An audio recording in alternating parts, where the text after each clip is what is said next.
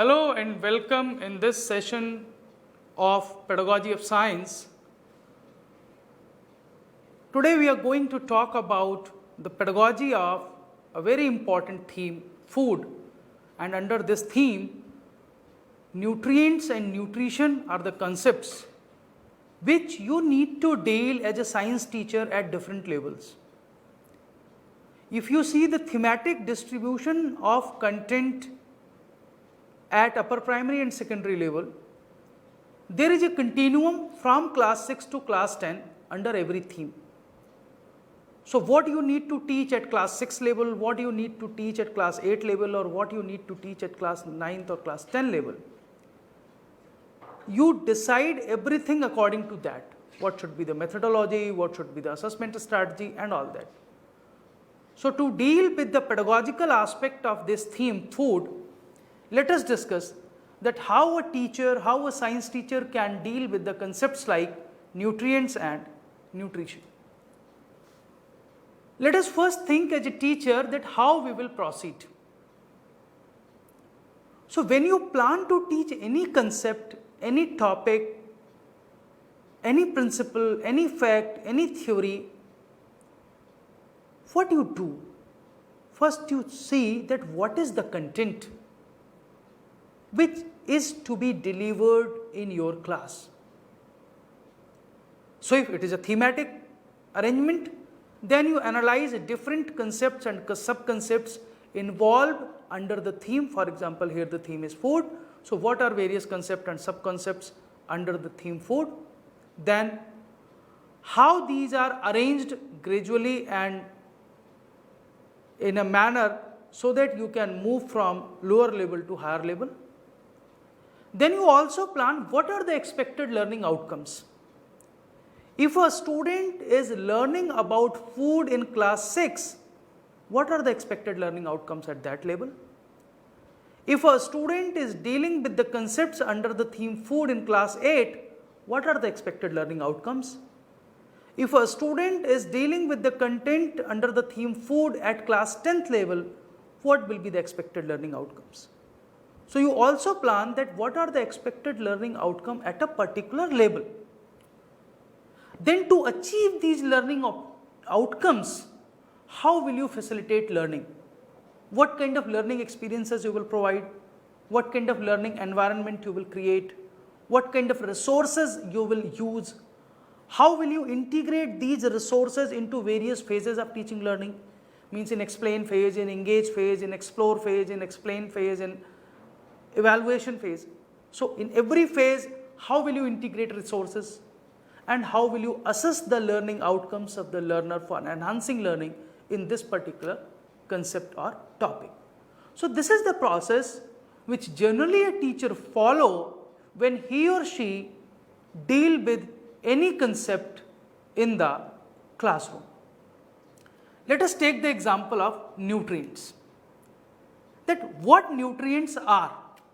If you see technically what is the definition of the nutrient? Every food item and its ingredients contains some component which is needed by our body. And the specific components which are needed by our body are called nutrients. We all know that nutrients are carbohydrates, proteins, fats, vitamins and minerals. And a student in upper primary level or at the secondary level is also aware of about all these terms. He or she know that we require carbohydrate, we require protein, we require fat, we require vitamins. He or she may not be aware about its chemistry or its biochemistry or its utilization, how carbohydrate get burned, from where we can collect carbohydrate. May not be in technical language, but they have the basic knowledge of these concepts. So if we are trying to deal with this concept at different level, you see this table. At class 6 level, when we deal with the topic of nutrient and nutrition and nutrients, we basically talk about food, its sources, what are different food items, what are the common components of the food items, everything comes at class 6 level. Then in class 7, we introduce the concept of nutrition, then nutrition in plants, nutrition in animals, concept of photosynthesis and different types of nutritions in the plants. Then for nutrition we require food. From where we get food? Either from crops or from animals. Then if it is crop, then how crop is being managed? What are different agricultural practices? What are the irrigation systems available in country? What are different food resources, animal resources as well as plant resources? What is the cropping pattern which is being followed in different part of the country? How animal husbandry is helping to get food? Then what are the types of nutritions? What is the process of food formation in the plant? How food get digested? So you see there is a gradual increase of the difficulty level as well as the complexity of the content from class 6 to class 10. So there is a continuum of the content. You cannot see that the same thing you will repeat in every class. In class 6 you will also talk about food and its component. In class 9 you will also talk about food and its component. No. So as a teacher, when you are dealing to a particular class, you need to think that what is the content required at this level? What are the expected learning outcomes which a learner should achieve at this particular class? And how can you facilitate in learning? For example, nutrients. So what are the nutrients? Nutrients can be fat, nutrients are minerals, water is also part of that nutrient table, then vitamins are there, proteins are there, carbohydrates are there. If these are the nutrients, from where students can get it? What are the functions of these nutrients? These are the basic key concepts which you need to deal in your classroom when you teach to your students these topics.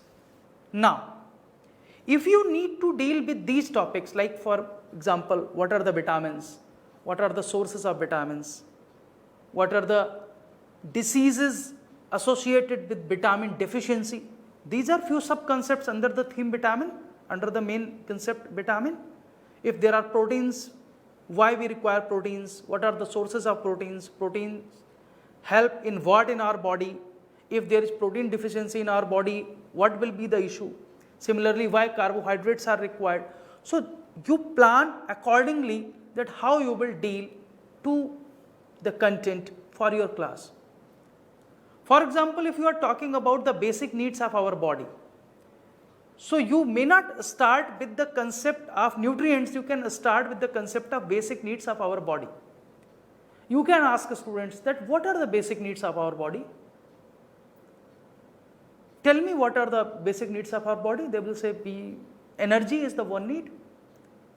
So if energy is the need, from where we will get energy? We will get energy from food. That can be a common answer by the students. Then you need to explain to your students that if from food we will get the energy, then what are the components in the food which are energy giving components? And here you can introduce the concept of carbohydrates and fats.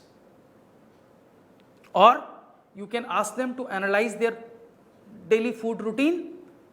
What are they eating? Why are they eating? What are they getting from different food items? So that can be another way to deal with the topic. Similarly, for growth and repair of the body, calcium, phosphorus, potassium, iron like minerals and proteins are required for it. Then protection against diseases.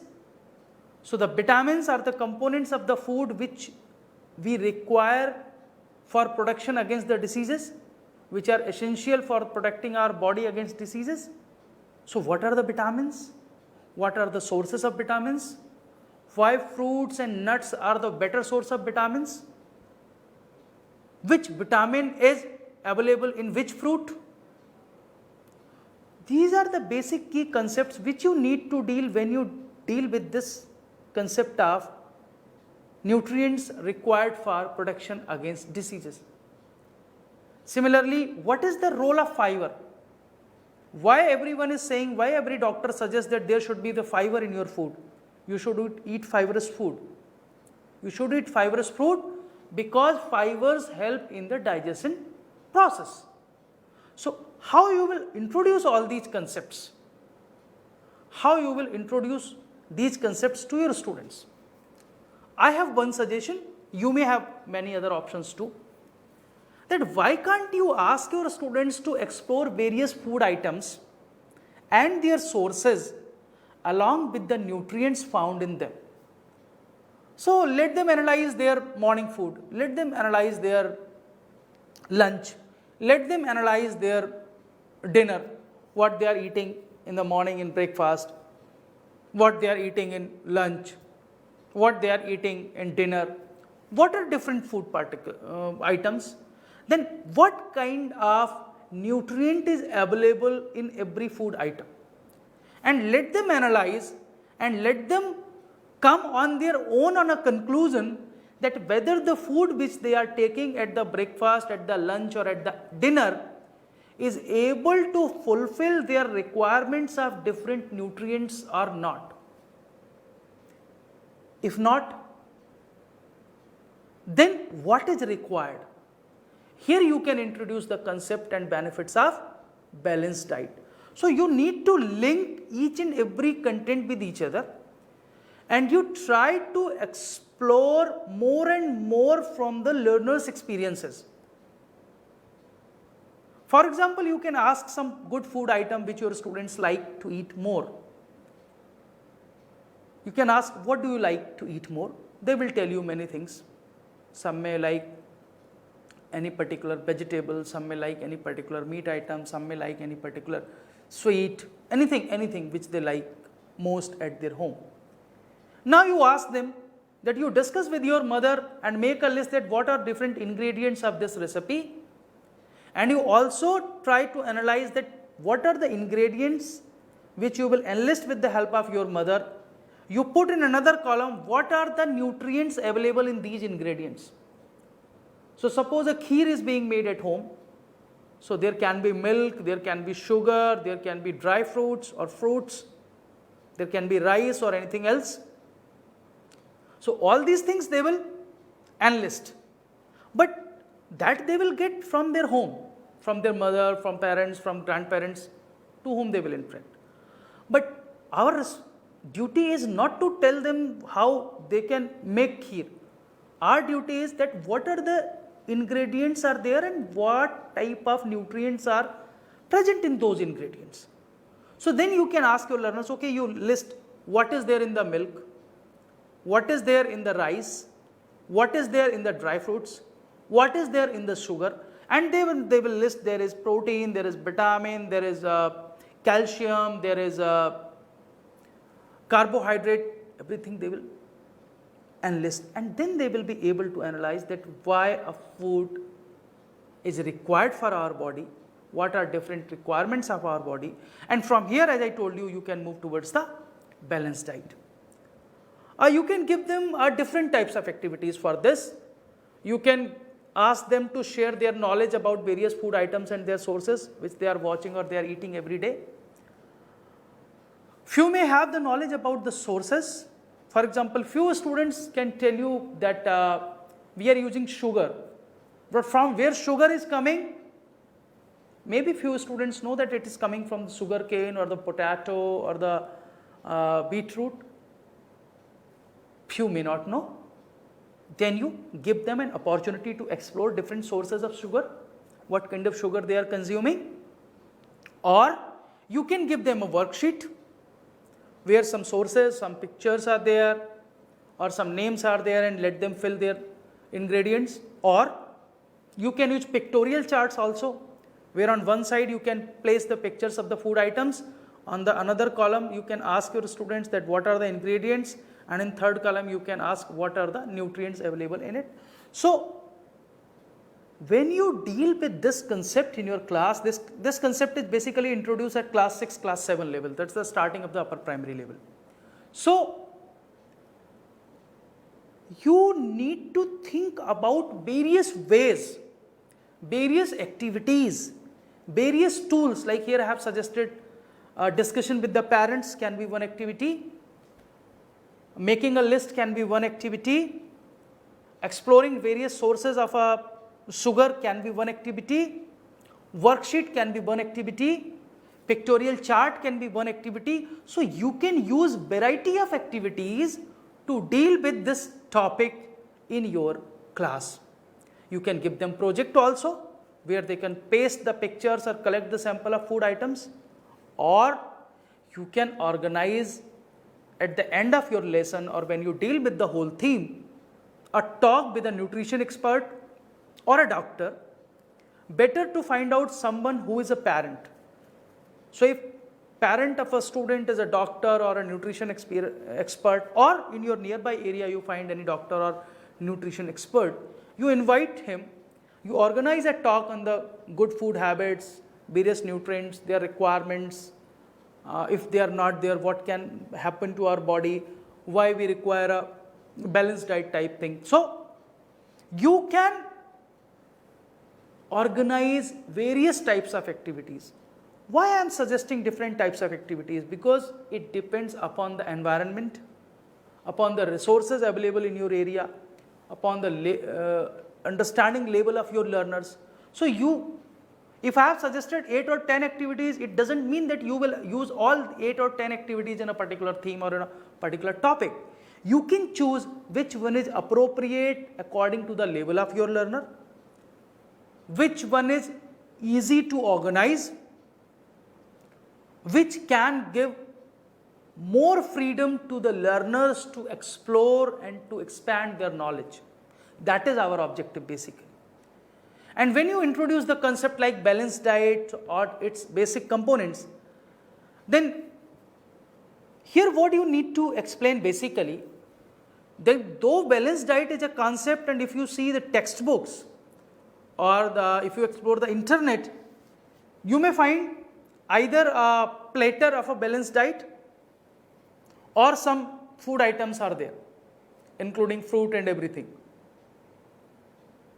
But remember, balanced diet is not a universal diet. It varies from place to place, region to region, state to state. So what should be on a platter of the balanced diet in Kerala cannot be on a balanced diet platter at Punjab. The balanced diet platter at Rajasthan will be different from a balanced diet platter at Bihar. So you need to think that if I am teaching the concept of balanced diet to my students, then when I am trying to put everything like dairy products, bread, rice, potato, meat, fish, egg, fatty acids, sugar, fruit and vegetable, everything, what should be there in that particular region? So here you need to contextualize this concept. Maybe in your textbook, the textbook which is being used for teaching learning in your class, one example has been given. That can be according to your area, that cannot be according to your area. It is your responsibility as a teacher that you need to contextualize this. You need to contextualize this concept. Until or unless you will not contextualize the knowledge, you will not be able to tell your students clearly and efficiently. So as I told you, balanced diet is not universal. One I have shown you from the southern part of the India, then you can see two different balanced diet pictures here also. So it means that balanced diet means a diet which includes everything. It should have fat, it should have carbohydrate, it should have vitamins, it should have vegetables, curd, everything is fruits, everything is part of a balanced diet, and balanced diet is not universal. This you need to explain to your students in the class. Now how can you teach it? You can give them an activity to make a chart. It can be a weekly meal plan type chart that let them write on Sunday, Monday, Tuesday, Wednesday, Thursday, Friday, Saturday on one column, and what they will eat at the breakfast, snacks, lunch, snacks and dinner, if they are taking 5 times a meal. Some may be taking 3 times, let them keep it 3 times. But generally kids take multiple times, they do not concentrate only on the breakfast, lunch and dinner. So what they take at the morning at the breakfast, then at the 10 o'clock or 12 o'clock, then during the lunch, then the snacks, then the dinner. So let them write. And when they write, you ask them to think about the concept of balanced diet. and let them try to put every food item which is required here as a balanced diet. So if you give this type of activity to your students, they will learn from it. Then comes the concept of nutrition. What is the nutrition? Nutrition is basically the mode of taking food by an organism and its utilization by the body. That how you take your food and how you utilize in your body, that whole process is called nutrition. And if you see the nutrition in the living organisms, they are broadly categorized into two types, autotrophs and heterotrophs. So this is the concept which you need to deal maybe at the class 8 or class 9 level in your class. So when you are dealing it, the content can be a bit higher side. You can talk about such organic compounds involved in it, the processes involved in it, many things. What is autotrophic nutrition? Generally it is said that the organism which made their food on their own from the simple substances are called autotrophs, and such nutrition is called autotrophic nutrition. So if you see plants, mostly plants are referred as autotrophs, though all plants are not autotrophic.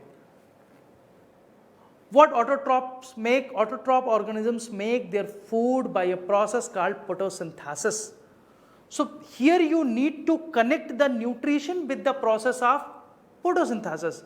So you need to tell them what is nutrition, what are the nutrients, how this nutrition process takes place, what is autotrophic and heterotrophic nutrition, and how plants produce their own food through a process of photosynthesis. So you need to deal all these concepts sequentially. Then when you talk about heterotrophic nutrition, generally we talk that animals and some other organisms like fungi use plants and other food organisms as their food. So they are known as heterotrophs, and such nutrition is called heterotrophic nutrition. So they do not make their own food. They use the food of developed by other organisms, like fungi grow on a plant. So fungi is a heterotrophic nutrition example. Animals are all heterotrophic because they consume whatever plants produce. So here you can see in the pyramid also that plants are considered as autotrophs, but all herbivorous and predators, whether they are carnivorous, and as well as the decay retrivores also, all comes under heterotrophic group. Now, when we talk about plants, we often find some other types of nutrition also. You may not introduce this concept at class 6 or class 7 level, but you need to introduce this concept as class 9 and class 10 level, that is at the secondary level. So there can be the plants like saprotrophs. What are the saprotrophs? Saprotrophs are the decomposers which liberate energy on their own by breaking down the complex organic material from the dead bodies of other organisms. So mostly saprotrophs are fungi or bacteria. So what they do, they basically recycle the material from the dead organism to the living ones. They consume the dead organisms, the dead bodies, the dead decaying plants, and they convert it into minerals and material. Then there can be parasites. Parasites are the organisms which live in or on other living organisms, which are called hosts. So where they receive the shelter and they derive nutrients from them. In human body also there are many parasites which attack and as well as they live.